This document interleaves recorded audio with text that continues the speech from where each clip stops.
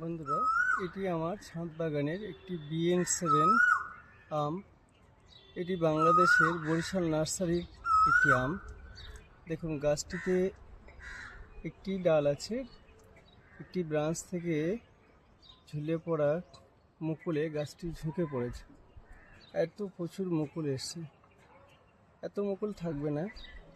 এই গাছের আকৃতি এবং চেহারা অনুসারে এক দুটো ফল দেখে দেখা যেতে পারে যে এটি ভ্যারাইটি জেনুইন কিনা, এবং ফলের মিষ্টতা, স্বাদ সেটা পরীক্ষা করা যেতে পারে।